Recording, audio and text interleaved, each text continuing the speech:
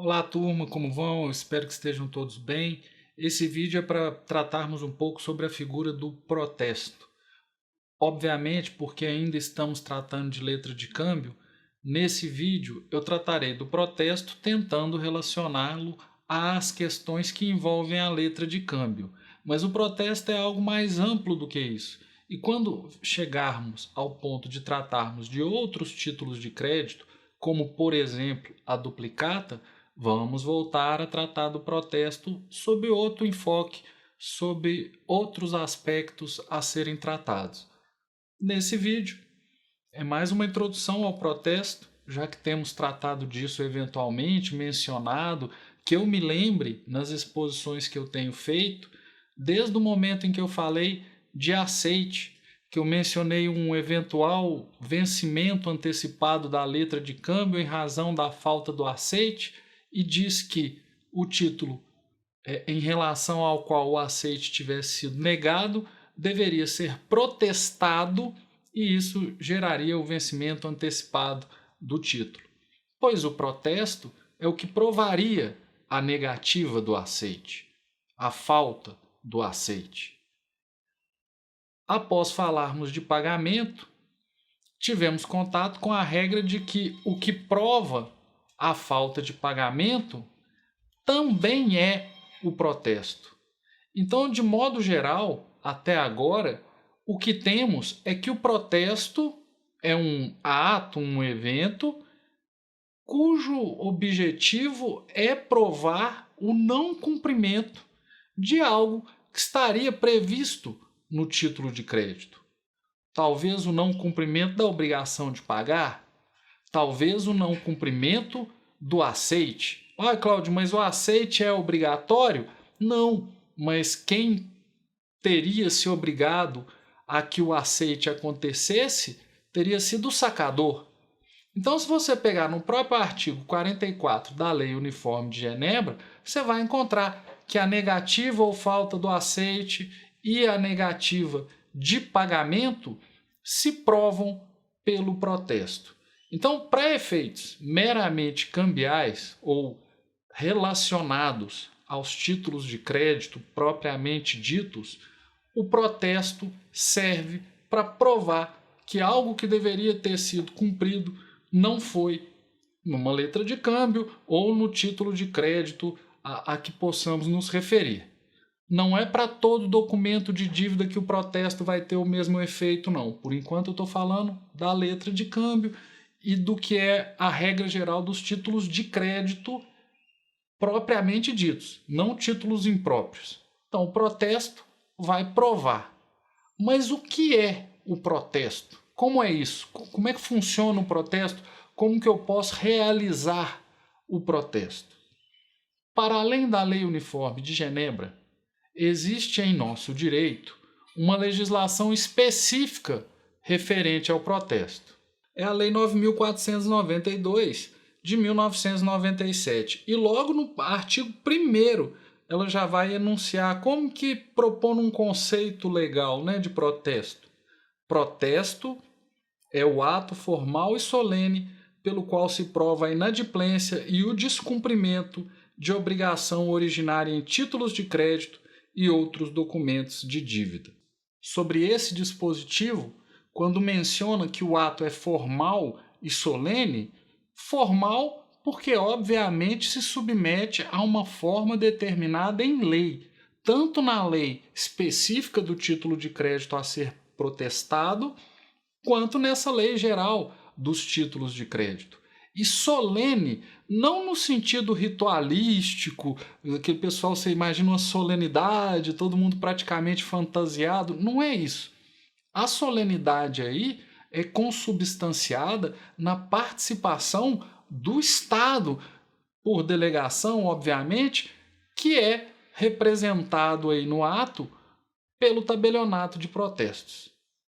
Então, o que você tem é um ato de registro público realizado pelo tabelião de protestos e que, em tese, provaria o não cumprimento, a inadimplência em relação ao título de crédito. Mas aí vem um ponto. O artigo 1º fala de títulos de crédito e outros documentos de dívida. O que devemos entender por outros documentos de dívida? Quer dizer que não é apenas títulos de crédito que podem se submeter ao protesto? Pessoal, normalmente, títulos de crédito têm a lei própria e na lei própria você vai ter previsão de que o protesto é necessário para algumas coisas. Então, em relação a esses títulos próprios, o protesto é realmente essencial para alguns efeitos jurídicos. Quando tratamos de protesto de outros documentos de dívida, nem sempre isso vai ser verdadeiro. Uai, Cláudio, mas então por que alguém realizaria o protesto? O protesto permite uma, entre aspas, negativação do nome do devedor, o que constrangeria o devedor a realizar o pagamento. A própria lei dos protestos prevê devam fornecer, mediante pagamento, obviamente, às entidades de proteção ao crédito, Serasa, por exemplo, SPC, certidões de títulos protestados. Então, se você é devedor de um título, o título é levado a protesto e o protesto é registrado, o seu nome vai acabar inserido não só no cadastro do cartório, mas no cadastro dessas entidades. E com isso, você sofre constrangimento, sofre restrição no crédito, na praça. Se você quiser comprar uma coisa a prazo, talvez não vá conseguir. Então, isso força o devedor, em muitos casos, a realizar o pagamento. E é por isso, principalmente, que os credores levam a protesto documentos que nada têm a ver com títulos de crédito e que não demandariam para serem cobrados, para serem exigidos judicialmente, não demandariam o protesto. É diferente do que acontece com os títulos de crédito, a depender do título, obviamente.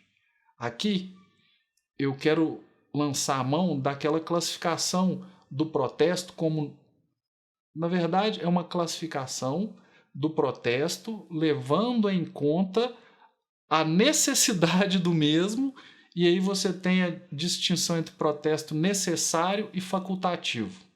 Alguns autores dirão que o necessário é aquele protesto que deve ser realizado para manter uma prerrogativa. Outros dirão que deve ser realizado para poder acionar os coobrigados. Eu vou ficar agora com essa segunda acepção. Então você tem um protesto necessário que você realiza para poder acionar coobrigados. Na letra, você precisa protestar o título se quiser acionar qualquer coobrigado que não seja o avalista do aceitante e o obrigado principal, que é o aceitante. Então, para títulos de crédito, talvez o protesto seja realmente necessário. Para documentos de dívida, normalmente o efeito que se busca é esse do constrangimento, da restrição ao crédito em relação ao devedor, já que o protesto é um ato de registro, é um ato público e, para quem quiser, haverá lá a certidão de que o título foi protestado e que o devedor não está cumprindo com as suas obrigações. Mas por que eu estava dizendo isso? E fiz essa distinção entre protesto necessário e protesto facultativo. Na verdade, necessário é se você quiser acionar o coobrigado, se você quiser o efeito do protesto. Porque eu apontei o artigo 1º da Lei de Protestos, que diz que você pode protestar títulos de crédito e outros documentos de dívida. Quando essa lei entrou em vigor, amigos, a discussão foi a seguinte: além de títulos de crédito, que nós sempre podemos protestar, que documento de dívida é esse? Aí você teve uma linha defendendo que documento de dívida era documento executável. Então seriam os títulos executivos. Essa era a linha de pensamento mais restritiva. Então, se a linha mais restritiva já entendia que títulos executivos em geral poderiam ser executados, já aumentou bastante aí a lista de documentos que poderiam ser submetidos a protesto.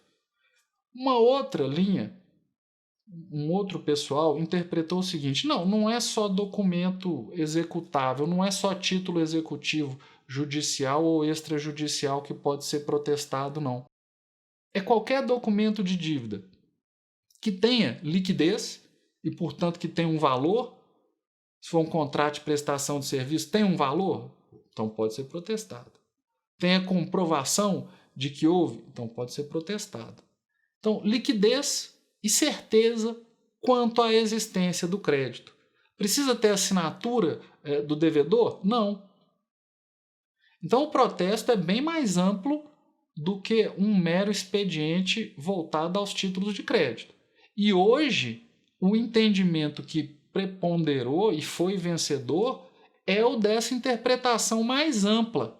Então qualquer documento que eu tiver, eu posso ir lá e protestar? Não.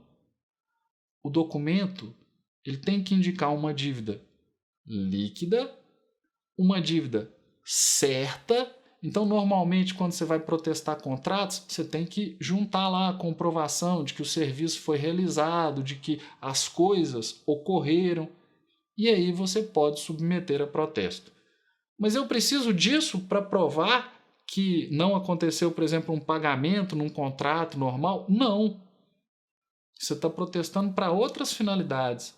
Vai ajudar a provar também, mas não é um requisito essencial como seria em uma letra de câmbio. Eu não vou exigir de vocês que saibam arrolar todos os documentos que possam ser apontados a protesto, até porque em relação a alguns deles ainda haverá dúvidas. Mas se vocês conferirem logo de entrada no Código de Processo Civil em vigor, ali você tem uma enumeração de títulos executivos judiciais. Todos ali, em regra, podem ser protestados, desde que tenham um valor correspondente. Depois você tem uma enumeração de títulos executivos extrajudiciais. Em relação a eles, a mesma coisa. E se você tiver um pouco mais de interesse, eu vou colocar aqui na tela a imagem da página da Central de Protestos. Eu coloquei o link no ambiente virtual da disciplina, mas você vai encontrar aqui uma enumeração dos títulos que podem ser apontados a protesto. A letra de câmbio, que é o nosso objeto mais próximo agora, está lá também. Mas você tem uma série de documentos de dívida que não são títulos. Tem lá uma enumeração, a enumeração também traz uma série de títulos, mas não só. Então eu os convido a darem uma conferida no link, analisarem os documentos para vocês terem uma ideia disso. Então, de novo, artigo 1º da Lei de Protestos. O protesto é um ato jurídico formal e solene que tem por objetivo provar a não ocorrência ou não adimplemento de uma obrigação prevista no título. Chamamos de protesto necessário quando ele é um requisito para acionar coobrigados. Logicamente, vamos ficar alerta porque vai ter autor que vai usar essa expressão protesto necessário em sentido mais amplo para toda vez que você tiver que protestar para manter uma prerrogativa. Bom, então nós temos uma ideia do que é o protesto. Mas como que funciona isso? Tá, é um ato formal e solene, e aí? Eu estou aqui na minha casa, eu pratico esse ato? Não.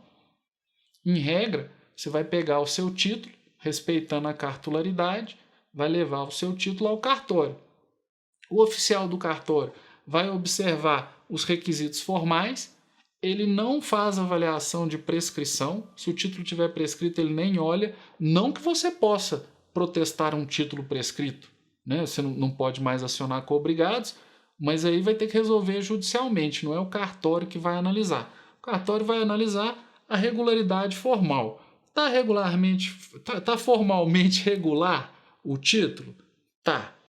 Então aí, uma vez que está formalmente regular o título, o cartório vai intimar o devedor ou a pessoa que deveria cumprir o ato previsto no título. Eventualmente, se trata de um protesto por falta de aceite, vai intimar o sacado.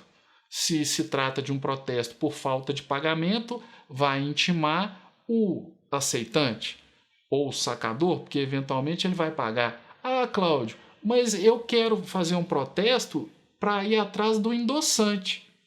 Não é você que escolhe.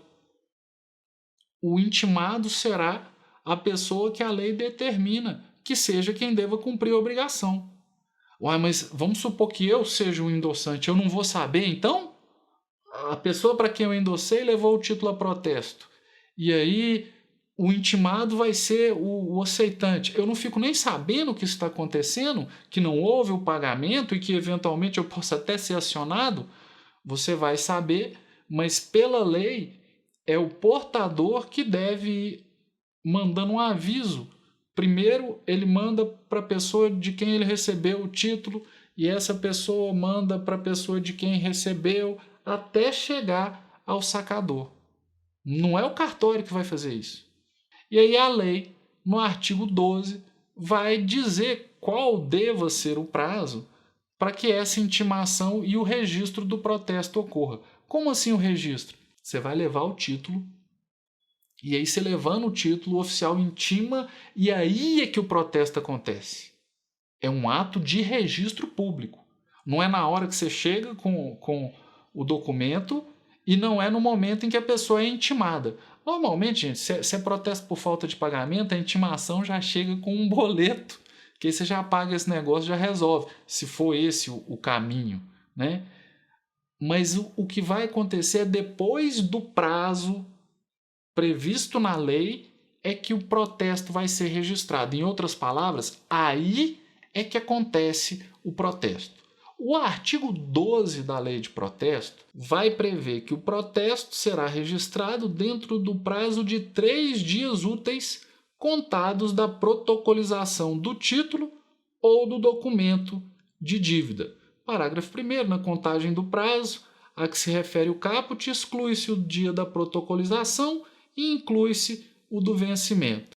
Se você parar para pensar, 3 dias contados da protocolização é um prazo muito curto, porque veja bem, você apresenta o título, aí beleza, a partir de amanhã começa a contar 3 dias.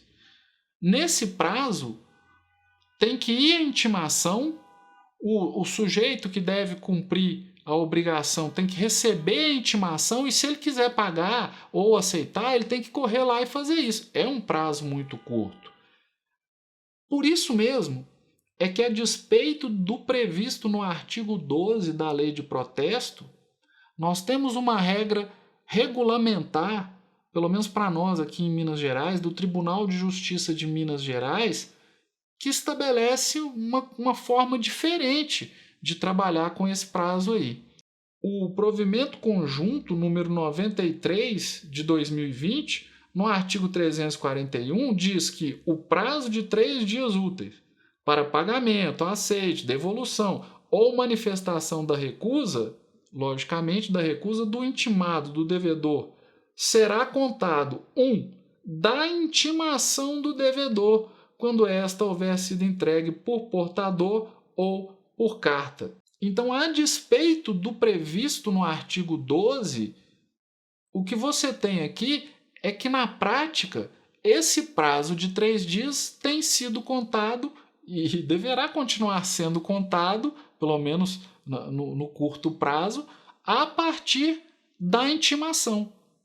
Então, o sujeito é intimado hoje, o cartório, 3 dias depois, vai registrar o protesto. A partir daí, quando foi emitida alguma certidão referente aos protestos, incluirá esse sujeito que teve o protesto registrado. Quem? Que sujeito? O obrigado, o que deveria cumprir a obrigação. Então, pessoal, é isso que é o protesto. Esse ato praticado pelo tabelião. E aí você tem que ver qual é o cartório, a depender do município, a depender da circunscrição.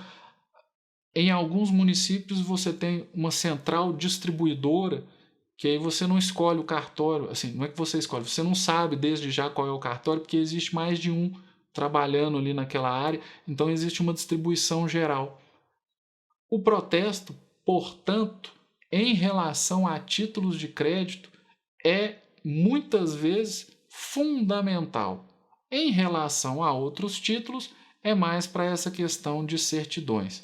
Só para ilustrar, gente, ainda na lei de protestos, o artigo 27 dispõe que o tabelião de protesto expedirá as certidões solicitadas dentro de 5 dias úteis, no máximo, que abrangerão o período mínimo dos 5 anos anteriores contados da data do pedido, salvo quando se referir a protesto específico. Sabe o que isso quer dizer? Principalmente esse finalzinho?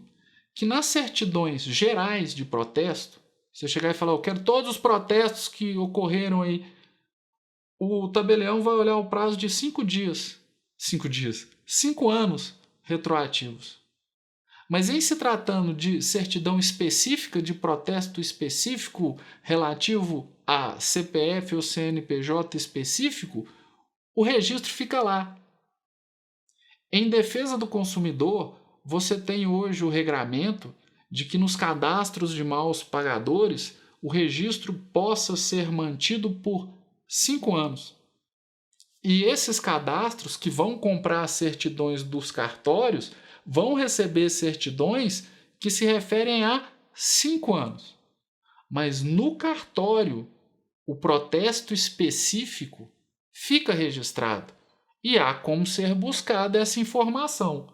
Nossa, então meu nome vai ficar sujo lá no cartório para sempre? Daquele protesto ocorrido e não cancelado e que foi solicitado de modo não genérico a informação, a certidão, isso ainda vai ser público e pode ser acessado por um requerimento específico no cartório competente. Agora, para além disso, e ainda com o que dispõe a lei de protestos, artigo 29, os cartórios fornecerão às entidades representativas da indústria e do comércio ou aquelas vinculadas à proteção do crédito, quando solicitada, certidão diária em forma de relação dos protestos tirados e dos cancelamentos efetuados, com a nota de se cuidar de informação reservada, da qual não se poderá dar publicidade pela imprensa, nem mesmo parcialmente. É isso o que justifica fundamentalmente o protesto de documentos de dívida que não necessitam de protesto para prova ou para o acionamento de coobrigados. É isso. Bom, agora voltando um pouquinho para a letra de câmbio, que quer queira, quer não, ainda é o nosso objeto. Nós estamos falando de protesto. Protesto da letra de câmbio por falta de aceite e por falta de pagamento. O artigo 44 prevê que a prova da negativa de aceite ou de pagamento se dá com o protesto e prevê um prazo. Em 2 alíneas do artigo 44, você vai ter uma alínea específica para o prazo do protesto por falta de aceite e uma alínea específica para o protesto por falta de pagamento. Em relação ao protesto por falta de aceite, não há maior segredo e não há maior problema. O artigo 44, no seu inciso 2º, dirá que o protesto por falta de aceite deve ser feito nos prazos fixados para a apresentação ao aceite. Então, se você tem o prazo até o vencimento para a apresentação ao aceite, você pode protestar por falta de aceite até o vencimento. Está tranquilo aqui. Se no caso previsto na alínea 1ª do artigo 24, a primeira apresentação da letra tiver sido feita no último dia do prazo, pode fazer-se ainda o protesto no dia seguinte. A complicação aqui vai acontecer em relação ao prazo do protesto por falta de pagamento. E eu vou dizer honestamente, gente, eu vejo aí uma certa doutrina com uma solução interpretativa com a qual eu não consigo concordar. Então eu vou dizer como que eu tenho interpretado o problema e já esclarecer para vocês que é possível encontrar interpretação diferente. Vou começar pelo artigo 44, a alínea 3. A linha aqui, gente, é esse parágrafo, não está escrito a linha, não tem uma letra, né? A técnica da LUG é muito ruim mesmo. Mas nós vamos entender que a linha 3 seria esse terceiro bloquinho aí de palavras, né? Entre aspas, um terceiro parágrafo, se nós estivéssemos falando de uma formatação normal. Então, o que o artigo 44, inciso 3º dispõe? Que o protesto por falta de pagamento de uma letra pagável em dia fixo ou a certo termo de data ou de vista deve ser feito num dos 2 dias úteis seguintes àquele em que a letra é pagável. Letra pagável, gente, é vencimento, certo? Então a letra venceria hoje e você teria os 2 dias úteis seguintes para o protesto. Mas o Brasil adotou a reserva do artigo 9º do anexo 2, que vai incidir justamente sobre o artigo 44, inciso 3º, com esse texto aqui, ó. Por derrogação, artigo 9º, por derrogação da alínea 3ª do artigo 44 da Lei Uniforme, qualquer das altas partes contratantes, aí são os estados nacionais, os países, né? Tem a faculdade de determinar que o protesto por falta de pagamento deve ser feito no dia em que a letra é pagável ou num dos 2 dias úteis seguintes.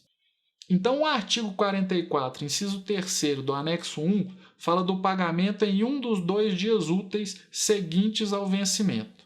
E o anexo, o artigo 9º, vai falar, o país pode estabelecer que o pagamento vai se dar no dia do vencimento.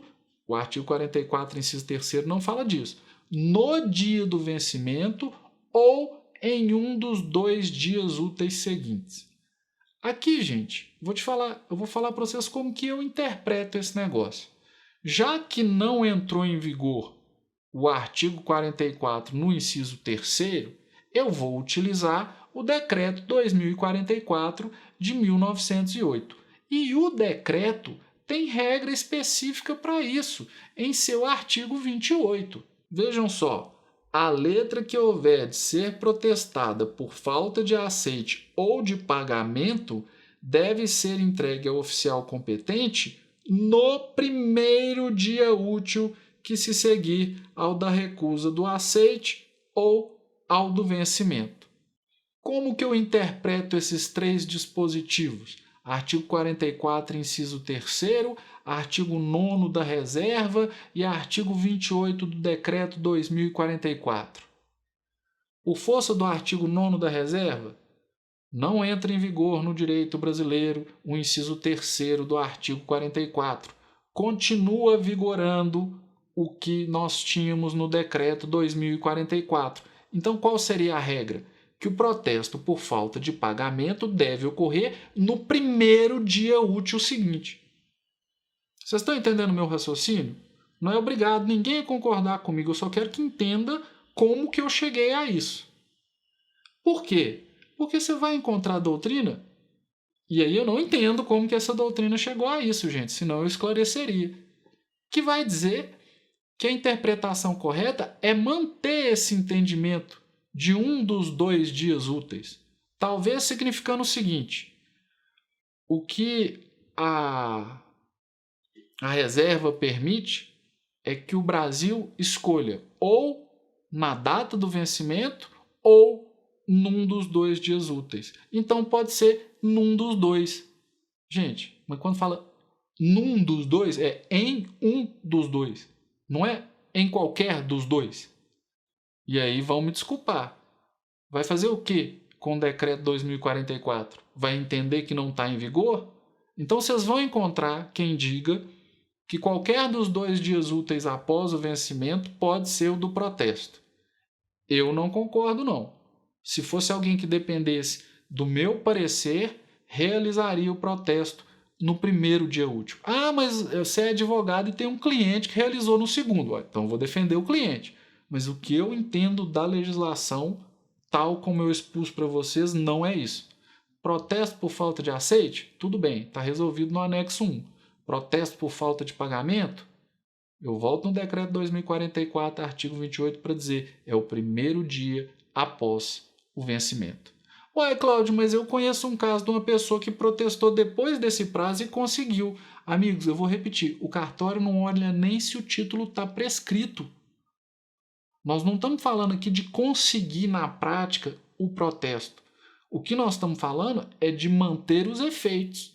Então, se você protestar fora do prazo, você vai conseguir realizar o protesto sim, a pessoa vai ser negativada, as entidades de proteção ao crédito vão receber as certidões, tal, tudo certo. Mas aí o protesto, se ele era necessário para acionar coobrigados, ele não vai ter esse efeito. Então, por exemplo, protesto necessário tem que ser feito dentro do prazo, porque senão ele não tem efeito de protesto necessário. Percebe? Então, a questão do prazo eu achei importante mencionar, porque existe essa perplexidade. Alguns autores não vão nem mencionar, vão fugir do problema, mas nós não temos medo do problema e nem medo de falar algo com que outras pessoas não concordem.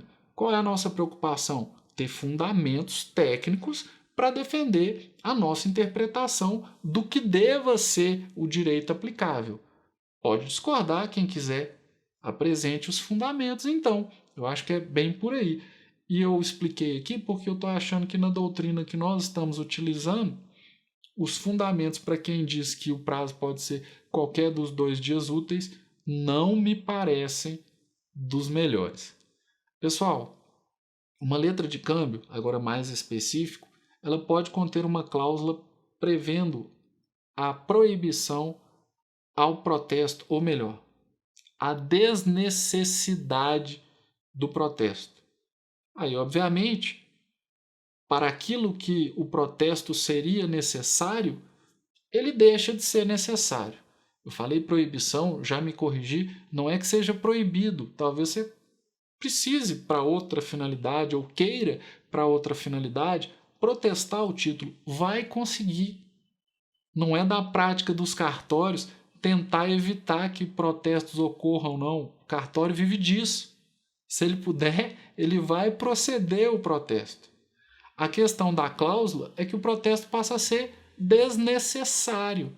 E aí você não vai poder cobrar ao receber ou buscar o valor, a execução do crédito que eventualmente não tenha sido pago ou que não tenha o título recebido o aceite, você não vai poder cobrar o valor do protesto, porque o protesto não era uma exigência necessária, já que havia essa cláusula.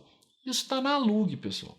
No artigo 46, o sacador, um endossante ou um avalista pode, pela cláusula sem despesas, sem protesto ou outro equivalente, dispensar o portador de fazer o protesto por falta de aceite ou falta de pagamento para poder exercer os seus direitos de ação.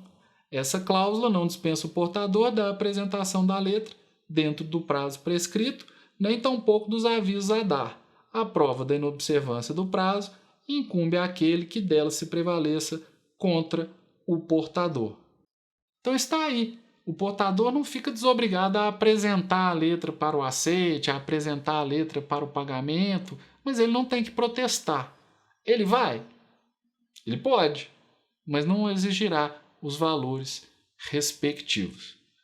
Pessoal, com isso, eu estou um pouco passando assim um pincel sobre a letra de câmbio e o protesto e dando uma introdução, pelo menos para efeito do nosso conteúdo programático, uma introdução mais firme acerca do que seja o protesto. Nosso assunto em torno do protesto ainda não acabou. Nós vamos falar de duplicata e a questão do protesto na duplicata é muito importante. Então, o protesto ainda voltará às nossas cogitações. Não o protesto específico na letra de câmbio e na nota promissória, mas em outros contextos. Essa foi uma introdução para que nós tenhamos uma noção melhor do que estamos tratando e para que a bibliografia que está no ambiente virtual da disciplina não pareça tão hostil quanto às vezes possa parecer sem essa ajuda do professor em tentar organizar as ideias. Nós temos um espaço no ambiente virtual para resolver o problema de dúvidas. Eu não tenho encontrado muitas dúvidas lá. Então, se vocês tiverem alguma coisa a questionar, por favor, utilizem o espaço da disciplina, não deixem as dúvidas se acumularem, não, tá bem? Então, esse ponto sobre protesto eu fecho agora e eu volto num próximo material sobre o nosso conteúdo programático. Abraço, turma!